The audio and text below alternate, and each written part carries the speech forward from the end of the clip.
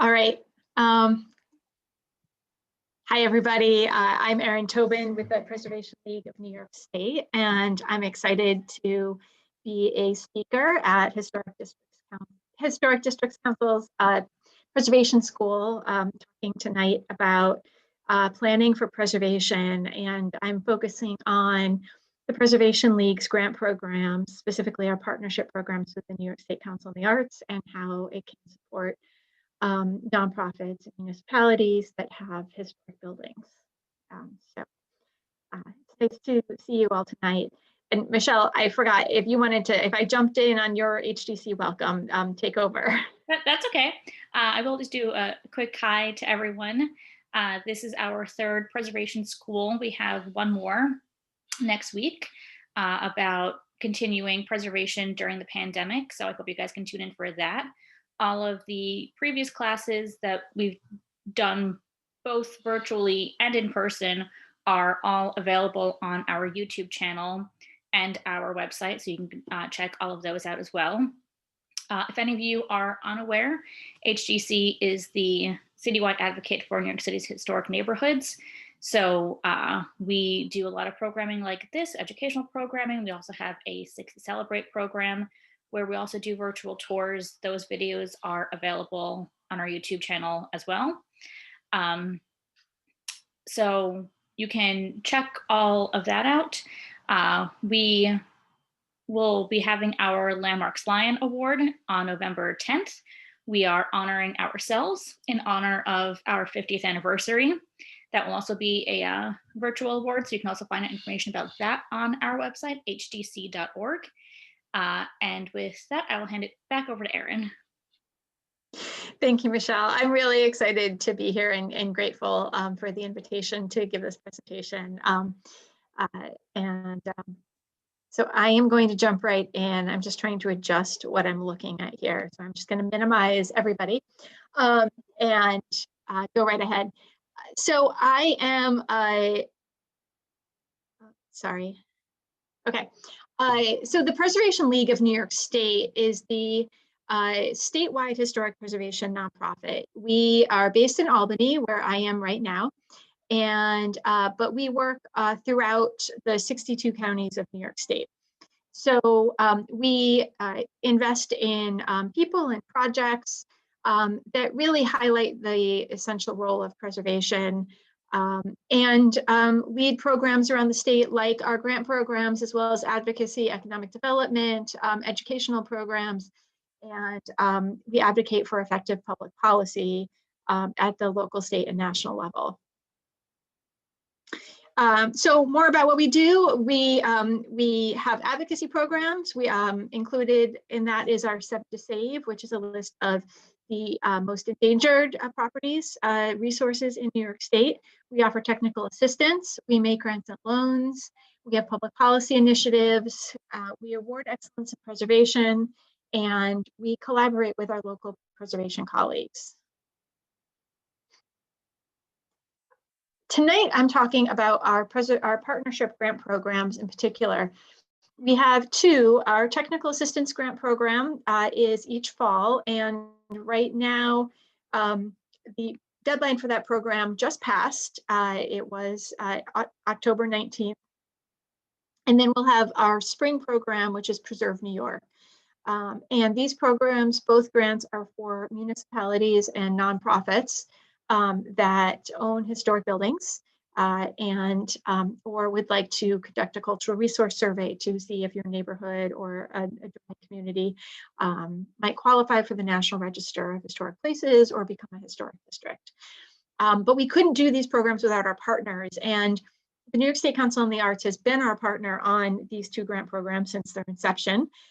They actually began with NYSCA. And then we have a partnership with the Robert David Lyon Gardner Foundation for projects in Nassau and Suffolk counties, and a partnership with the Hudson River Valley National Heritage Area for projects within the National Heritage Area boundary. So to give you a sense of where our money goes, the technical assistance grants are spread out across New York State. You can see last year we made 11 grants in 11 counties, and for all kinds of project types. We do a baseline building condition report, engineering structural analysis, feasibility study, specialized conservation studies. So that could be like an analysis of stencil work in a historic site, for example. Building code analysis, handicapped accessibility study. Some examples of technical assistance grants that we've given in New York City. We were so thrilled to be able to fund the Hebrew Actors Foundation for an engineering structural analysis of their building, the Hebrew Actors Union building, back in the fall of 2017. And I just put this here as an example of like one of the types of projects that we funded in New York City. Since 2018, we've had that support from the Hudson River Valley Greenway and National Heritage Area. Who's eligible? So as I mentioned, these funds are for nonprofits and municipalities. The technical assistance grants are particularly focused on those nonprofits and municipalities that are owning and operating structures that have an arts or cultural purpose.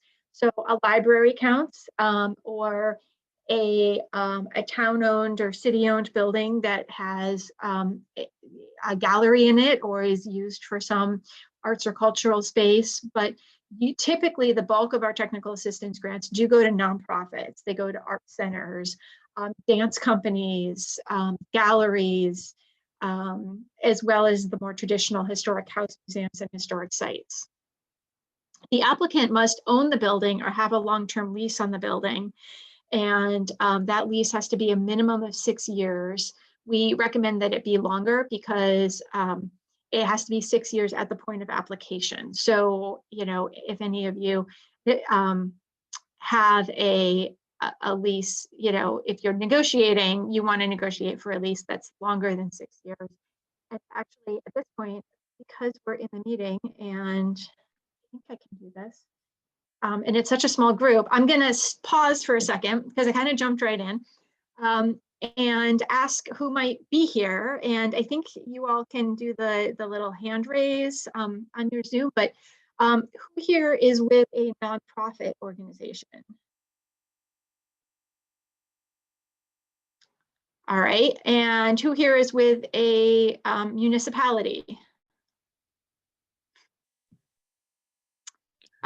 Great. Why don't I go through, since there's just, I think there's just 4. Do you want to just go through, and because I want to be able to speak a little bit to what your interests are and how, you know, how what I'm presenting might be helpful to you. So who wants to go first? Okay, great. I'm Judy Norinsky. I actually live in Connecticut, but I used to live in the city, and I used to attend your conference at the HCC conferences. I am now president of Historic Neighborhood Preservation in Stamford, and I recently decided that I need to start looking for grants. I know you do New York, but I thought that maybe I could just get some ideas.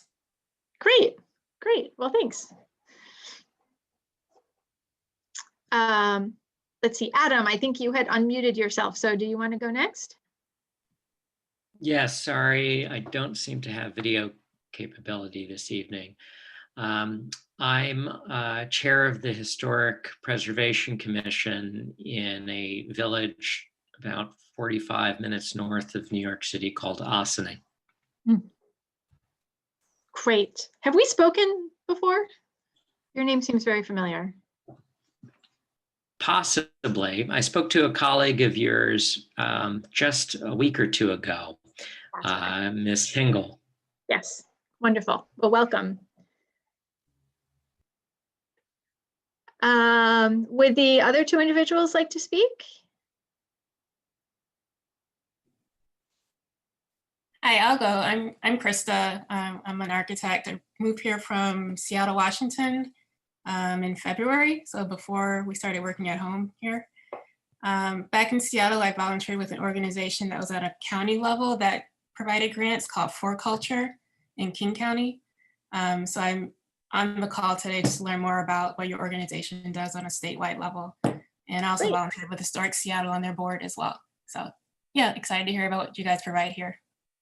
Wonderful.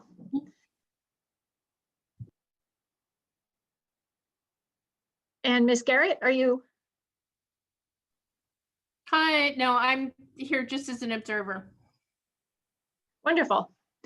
All right, well, welcome everybody. I'm not gonna, my presentation is what it is, but it's really helpful to have a sense of, you know, all of where you're all coming from, because I can, you know, try to answer any questions as we go along. And now I'm just trying to, make my screen so that I can see it. I would have done that if we were all in the same room. So I'm trying to adapt my Zoom presentations to be a little bit more conversational, so that since I'm just, you know, talking to myself in my computer world here. So the technical assistance. Erin, just excuse me, just to jump in, it's Kip. As a licensed New York City tour guide in the travel and tourism sector, I'm looking at this in terms of how do we preserve what we have and how do we tell the stories to locals and visitors so that they appreciate more about what they are seeing and how hard people are working to do preservation. So that's where I'm coming from, understanding your question now. Got it. Thank you. I appreciate that background. Okay. You know, I think the bulk of my, as I said, you know, this is going to really focus on resources for nonprofits and municipalities, but I think, you know, all of you will come across, you know, working with different organizations or in your municipal roles that might be able to take advantage of these grants. So I'll jump back into the technical assistance grant program. It is a program that it's meant to be for small projects. It's a $4,000 max award for a project up to $5,000. So this is meant to be a very small amount of an architects or engineers. This is the, you know, the 1 or 2 day project of our roof is leaking and we can't quite figure out why. We want to see how we can, you know, what we might be able to do in terms of energy efficiency for our historic building. And this is the list of the types of projects that we fund. We've done several different window analyses. We put this one in because the Volker Orth Museum is in Queens, of course, and so it's a nice New York City example. But we've done actually several window condition surveys, which are very helpful, and I think make a good argument if you're engaged with a nonprofit or municipality and you're looking at your historic windows and how to make them more energy efficient and how they might be best preserved. You know, we have funding to make that happen. We can do analysis of your mechanical, electrical, and plumbing systems and HVAC. So it's not just the overall building report, but it can be a more specialized report on your systems. We fund a lot of handicapped accessibility studies. That's always very important for our organizations and municipal buildings, as well as that engineering structural analysis. You know, sometimes it's as much as a community owns, you know, a municipality owns a historic building and is not even sure it's structurally sound and wants to get a second opinion or even a first opinion. We can provide funding to hire an engineer to say, you know, yes, this building is sound, here's what needs to be done. So when you're thinking about undertaking a capital preservation project, there's a few things that you should consider, and this is all, you know, our funding sources really go towards capital projects. So, you know, we're funding the consultant report that then often precedes a capital project. So you want to think about how it fits in with the organization and institution's mission. And so if you, you know, is an energy efficiency analysis the most important thing to do if your roof is leaking? You know, how does the grant fit in with the larger goals? Is this really, are you really ready to undertake a fundraising campaign because the capital projects are always so expensive? And you can never, no organization can really cover it with grants alone. And won't be as competitive as a grant applicant without having some private fundraising capacity. And then always the work you receive is as good as the professionals you get, and it's very helpful. Oftentimes organizations have an architect or an engineer on their board, and we always encourage a nonprofit to take advantage of their expertise in drafting an RFP, a request for proposals for the architect or engineer, and perhaps being on the building committee. But it's really best to hire an outside person for a report on your building, because you're able to have a different type of conversation with a hired outside professional. So I'm giving, so another, in terms of the steps that you want to undertake when you're planning a capital project, that first step would be the conditions assessment. You want to know what the building's needs are. And that's really important. I like to tell a story of one time I was doing a review. I've been doing grant reviews, capital and consulting grant work for the last 20-some years. And about 18 years ago, I was visiting a church in an upstate community, and they wanted to, they were looking for a grant to fix their stained glass windows, very beautiful stained glass windows. As I'm walking into the building, it's raining, and I look up, and they had brownstone lintels over their windows. And I'm looking up, and I can see there's rain coming between the brownstone. You know, sometimes brownstone kind of delaminates, and so it was coming out, and it looked like a big piece of brownstone was like about to fall off the building over the entryway. So we had a conversation, and it was suggested maybe what they really need to do is look at the brownstone, and because that is the most urgent issue. So they undertook a thorough condition report. They had an assessment made of their brownstone, also of their roofing drainage, because the poor drainage was leading to some of that deterioration, and had a big capital campaign, got their brownstone fixed, did eventually get their stained glass windows fixed as well. But that's why condition assessments are so important, because you might think one thing is the priority, but it can also be something very different that you might not have realized. And similarly, that preservation planning study is a similar type of document where, what do you want to do with your building? You know what its conditions are. How are you going to use it? That fits back in with how does the building fit the mission of the organization, as your capital projects, and that should be a part of the condition assessment. You should get that prioritization, and that's going to help so much with fundraising, because people want to donate to an organization that's clearly well planned their project. Then you hire an architect, and they go through their construction documents and bid out the project and undertake the capital work. So that planning, there's a lot of steps in that planning, and it's really worth it. Here is, we awarded a condition report grant to the Garden City Historical Society, and here's a good photo of some progress that they've made. They had some pretty significant work that needed to be done on their windows and on their siding and on their mansard roof. And the small study that we funded gave them the tools they needed to fundraise for this repair work. So that's our fall. I just went through our fall technical assistance grant program. In the spring, we offer Preserve New York, and Preserve New York is a program that's the Preservation League has partnered with the New York State Council of the Arts for almost 30 years, since 1993. And we fund 4 very specific types of projects with it. You can see last year we made 19 grant awards in 15 counties.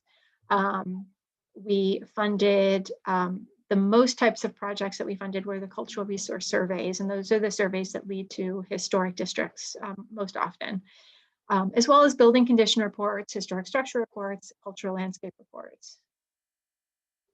And we don't often fund as many downstate. This past year, we actually had a good cluster of New York City projects, which was exciting for us.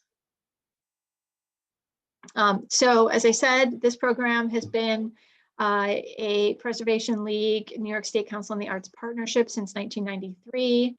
Just like with the technical assistance grants, the money goes to nonprofits and municipalities. We cannot fund religious institutions, and we cannot fund buildings that are owned by New York State, even if there is a long-term lease. The applicant must be the owner of the building or have a long-term lease. And this comes up a lot in New York City because some of the nonprofits that have leases on buildings that are city-owned don't have the right kind of lease. It's kind of a year-to-year renewed lease, and that's not, that doesn't meet the requirements of the New York State Council on the Arts. I mentioned those 4 specific project types. Our grants for Preserve New York are bigger. They tend to be between 3 and 10,000. We make awards of up to 15 to 20,000. Our average grant award, though, is between 8 and 10. And this also requires a 20% cash match. These eligible project types, so 3 of them are site specific. So the applicant on 3 of the project types must own or have that lease: the historic structure reports, the cultural landscape reports, and the building condition reports.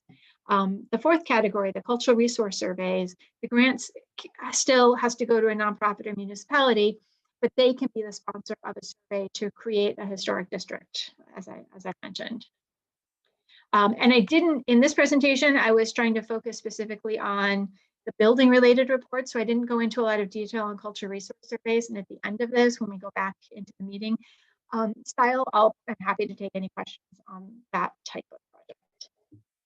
So a building condition report, this is a comprehensive condition analysis. So where the technical assistance grants are meant to be that quick look, a building, this Preserve New York building condition report is a more thorough, soup to nuts, top to bottom report on the building itself. So it's not just looking at the roof, it's not just looking at the windows, it's looking at the building as a whole, and can include different components, but it's that comprehensive analysis that we're looking to fund. And yes, and the Renee and Chaim Gross Foundation is a great example of a recipient of one of our building condition reports.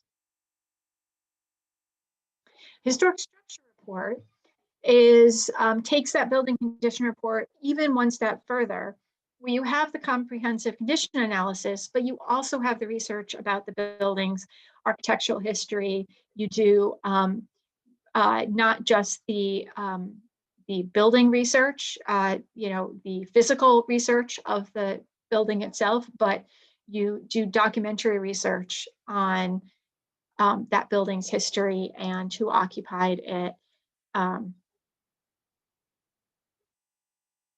Sorry, I'm home. I have children, so the momentary distraction. Sorry. So a historic structure report that we funded, I guess 3 years ago now, it was out in Suffolk County with the Southampton Historical Museum. And a lot of times buildings might have already had a historic structure report done in the 70s or 80s or 90s, and now it's time for that to be renewed. So we'll often fund the renewal or update of a historic structure report.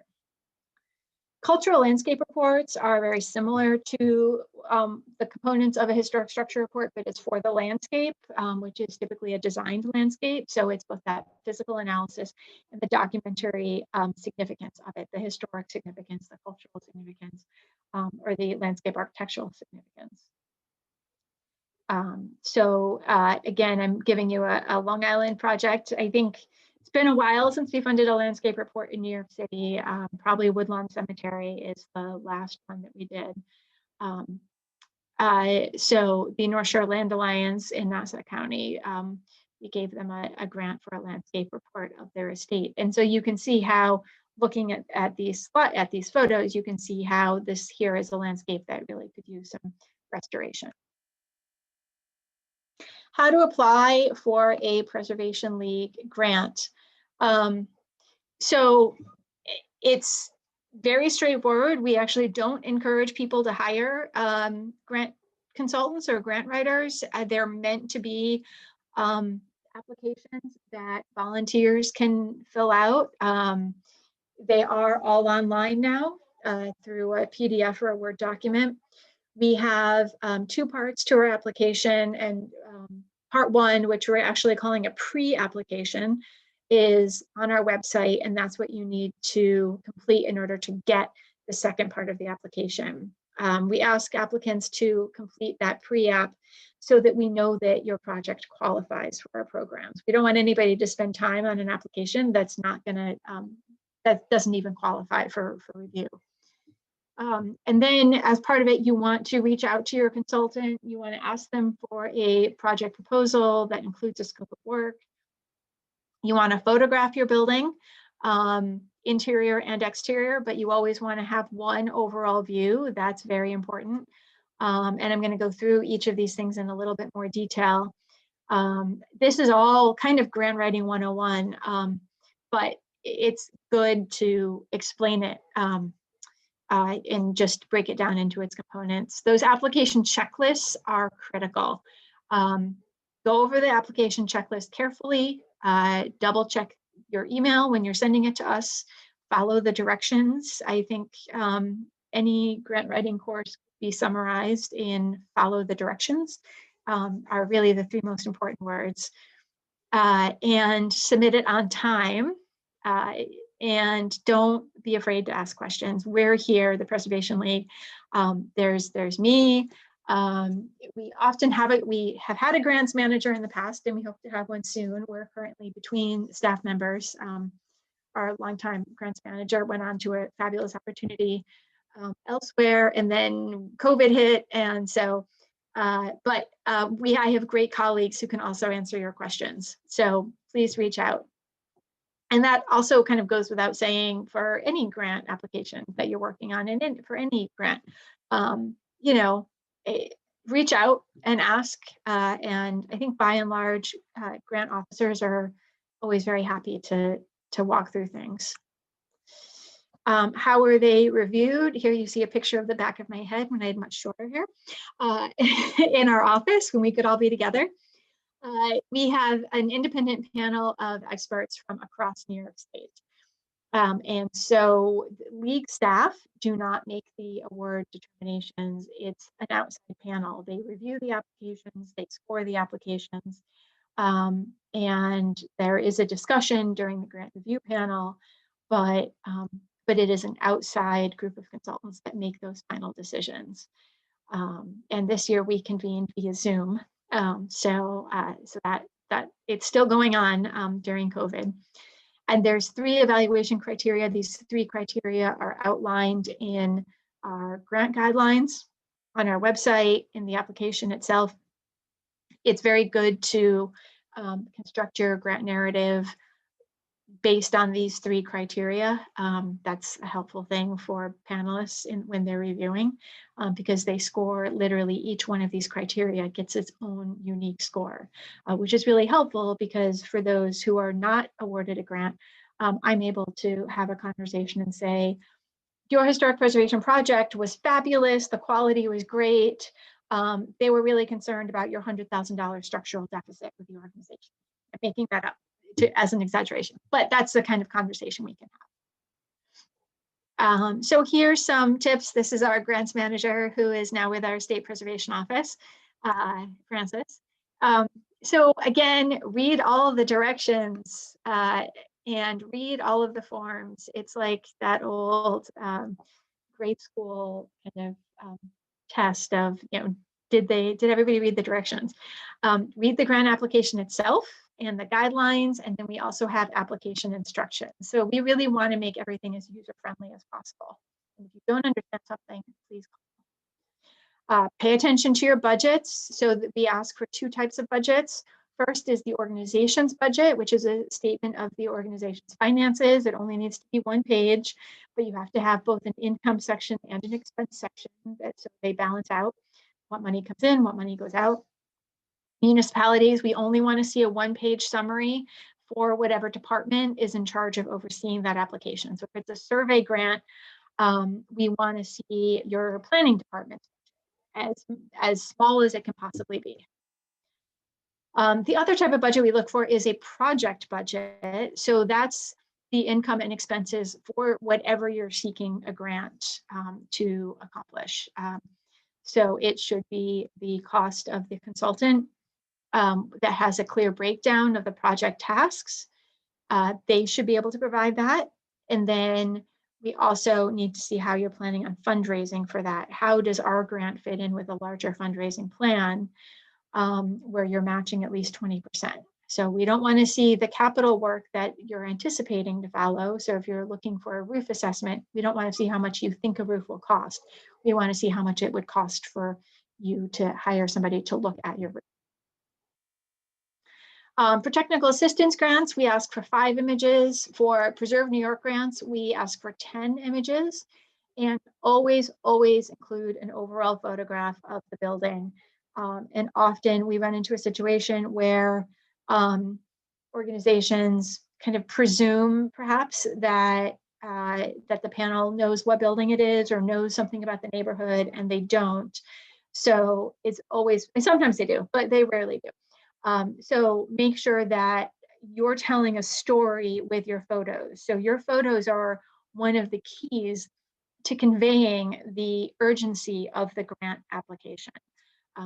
And so you want to tell a story with your photos, and in order to tell that story, we need to have an overall impression of what it is. What is the building? What is the neighborhood? So we're working remotely right now. This is our sunroom in my house. But if you call that number, that's actually my extension, and you can get my cell phone. I kept that number up there just because. But I'll give you, my cell phone number is 894, it's 518-894-5314. But that grants@preservenys.org, that email will go to myself, and it will go to my colleague, Shelley Carr, who's the Preservation League's executive assistant.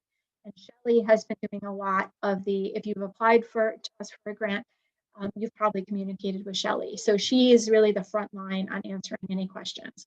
But you can always call me too.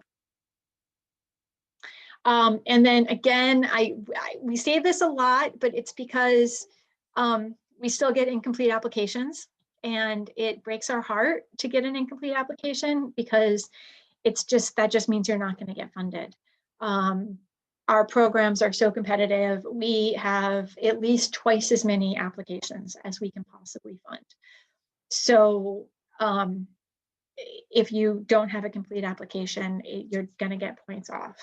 Get points off for fiscal and managerial competence, because we want to know that you can successfully complete a grant application without missing anything. So please be aware of that. Supplemental materials are always very helpful.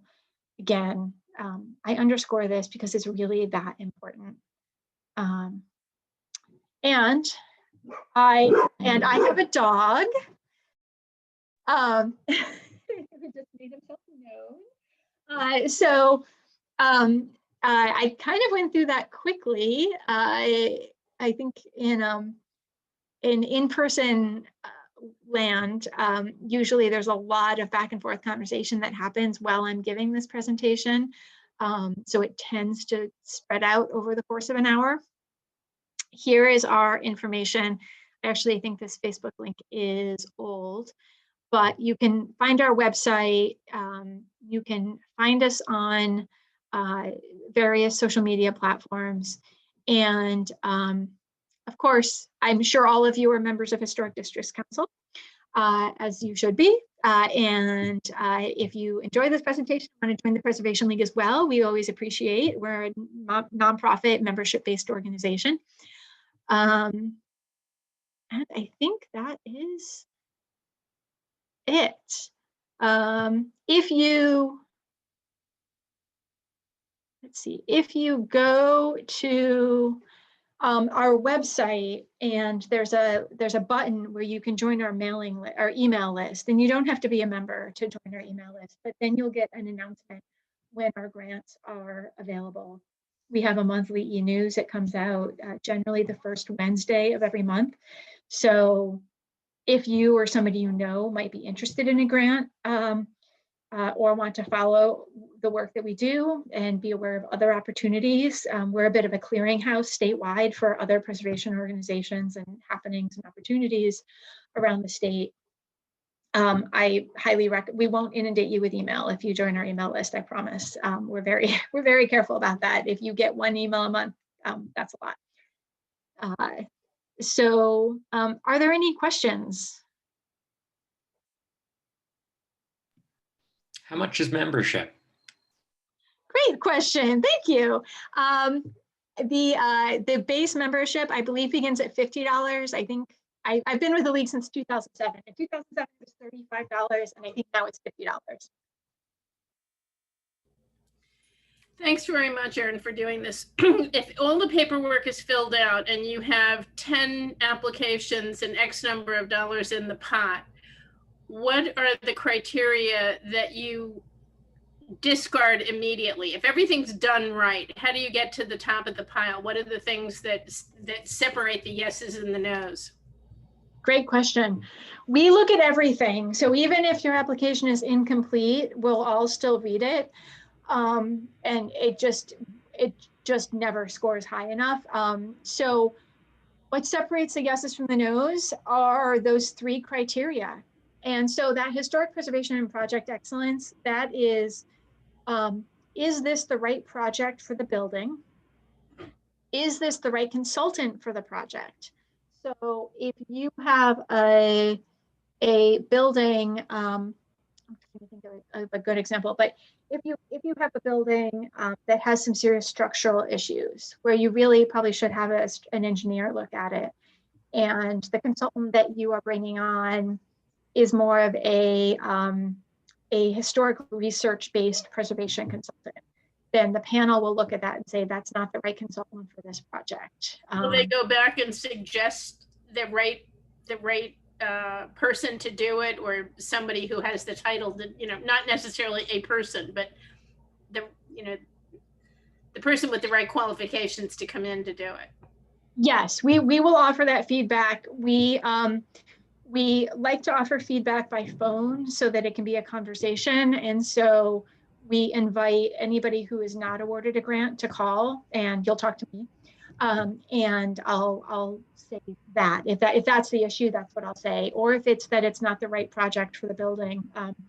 So sometimes we might get an application for a historic structure report when what the building really needs is a building condition assessment, or when they have some very urgent issue that should take priority before you do a $60,000 documentary history of your building. So all of that type of feedback I will give, the league will give the applicant. And then once those things have been corrected, do people reapply? Yes, we often get reapplications. So we've had applicants apply to us 3 different times, usually 3rd time's a charm. And we often get reapplications, yes. Okay, thank you. Absolutely.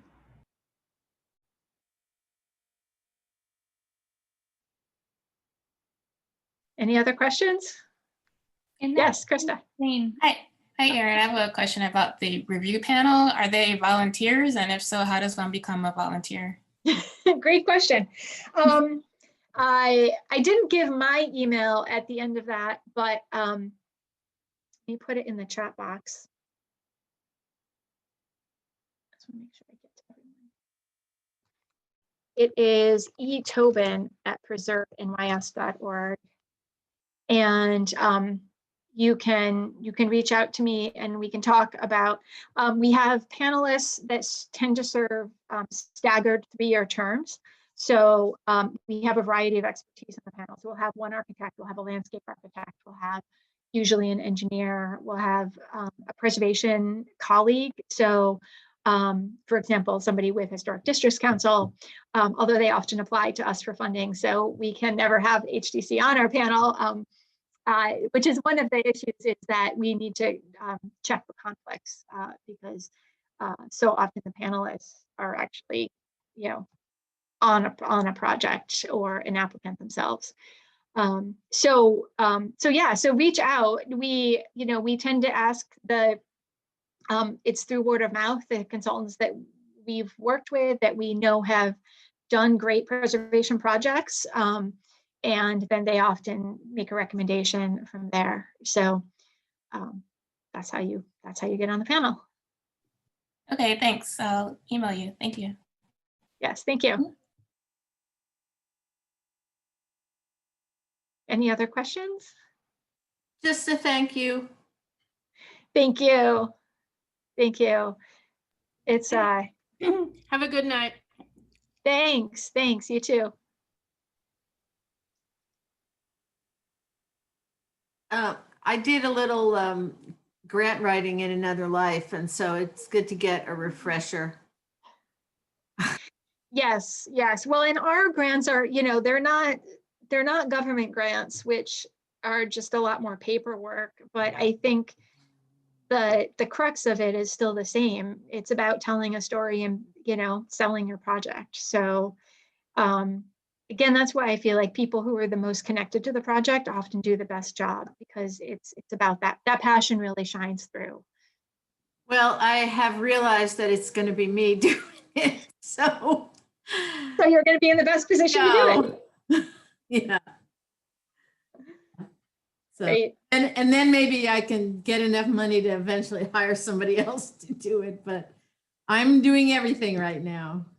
So Yeah, that tends to be the way things go. yeah. But ours, Well, yeah, thank you. ours are not particularly onerous. It's just, getting that narrative down. Yeah. Well, I can't get money from you because we're in Connecticut, but That's true. Yeah. I'm working on SHPO here. So Good for you. Good Yeah. for you. thank you. Thank you. Thank All you. right. Take care. You too.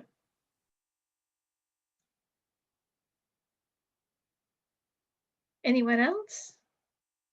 Jean, it's nice to see you. Your name.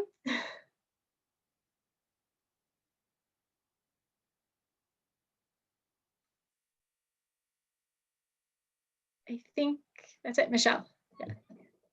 Yes, if we don't have any other questions, I guess we're It's done. nice to see you all as well. Sorry about that. Okay. Hi, Jean. Hi. Usual technical difficulties. All right, great. Well, thank you so much. Thank you, Erin. This was great. For everyone, I will be sending the presentation, and I will let you know when the video is live. And like I said, all of the other videos are up on our YouTube, so please check those out. And I will hopefully see you virtually on my computer screen on something soon. Thank you. Have a good night. Very much. Right.